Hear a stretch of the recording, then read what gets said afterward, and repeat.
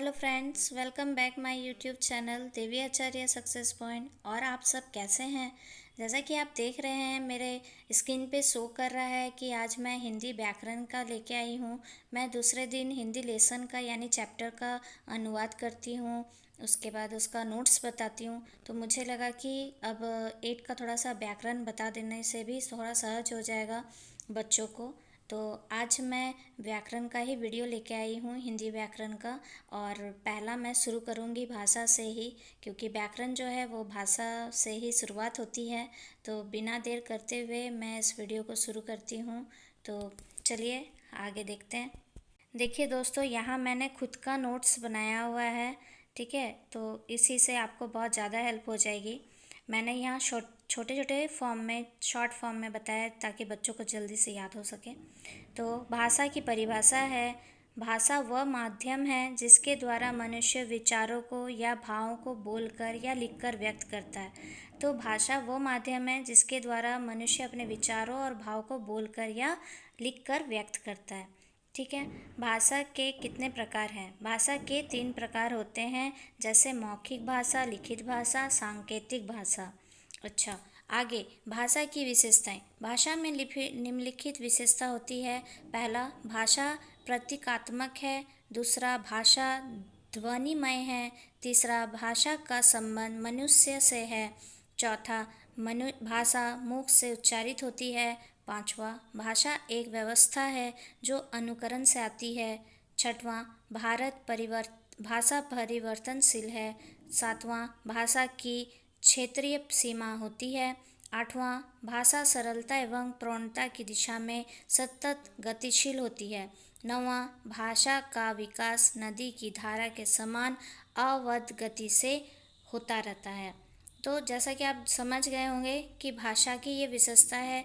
Generally क्लासों में, अब ऊंचे क्लास में भाषा कितने प्रकार के होते हैं और उसकी विशेषता विशेष बताया जाता है, पूछा जाता है क्वेश्चन। तो ये सब आपके लिए इम्पॉर्टेंट हो जाएगा।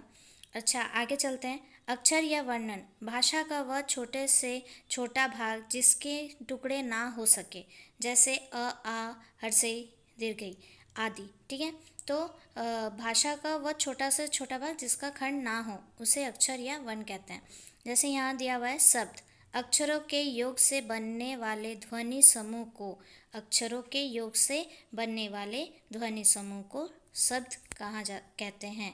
जैसे आना, जाना, रात, दिन। आगे, वाक्य। सार्थक शब्दों का ऐसा समूह जिसका कोई अर्थ हो वाक्य कहलाता है। जैसे राम घर जाता है, ठीक है।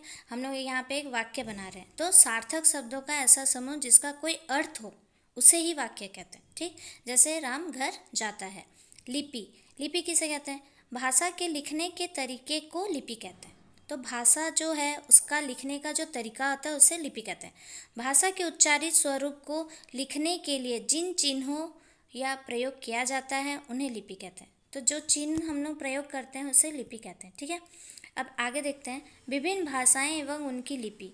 तो भाषा है हिंदी, उसकी लिपि क्या है? देवनागरी। बांग्ला भाषा का बंगला, पंजाबी का गुरुमुखी, गुजराती का मलयालम, अंग्रेजी का रोमन, मलयालम का गुजराती, संस्कृत का देवनागरी, उर्दू का फारसी, नेपोली का देवनागरी, कोनकनी का देवनागरी और डोगरी का देवनागरी, ठीक है। तो ये सब भाषा है जिसकी लिपि ये सब है। तो ये भी शॉर्ट फॉर्म में है, जो आपको ज़्यादा खोजना नहीं पड़ेगा इधर उधर से। अच्छा, आगे है हिंदी का महत्व। हिंदी भारत के एक विशाल भूभाग पर बोली जाने वाली भाषा है। तो जो हिंदी है वो जो हम लोग का भारत है वो विशाल भूभाग पर बोले जाने वाली ये भाषा है।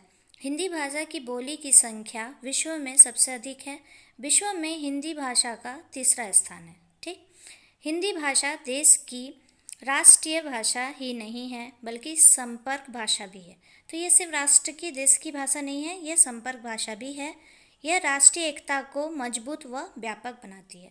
तो ये राष्ट्र की भाषा को क्या करती है? मजबूत और व्यापक बनाती है।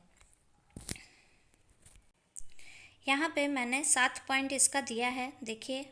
हिंदी भाषा में जो बोला जाता है वह लिखा जाता है। यह भाषा का पूर्णतः वैज्ञानिक है। एक ध्वनि के लिए इसमें एक ही चिन्ह है। यह इसकी सबसे बड़ी विशेषता है कि इसमें उच्चारित ध्वनियों ही अंकित होती है। ठीक है, तो इसमें उच्चारित ध्वनियों की ही अंकित होती है। दूसरा है, इस हिंदी भाषा के पास विपुल शब्द भंडार है। संस्कृत के साथ इसमें अपने विकास क्रम में अंग्रेजी, उर्दू, फारसी, अरबी, पुर्तगाली, फ्रांसीसी आदि अनेक भाषाओं के हजारों शब्दों को आत्मसात कर लिया है। तीसरा है, ज्ञान विज्ञान की शिक्षा देने में यह भाषा पर्याप्त सक्षम है।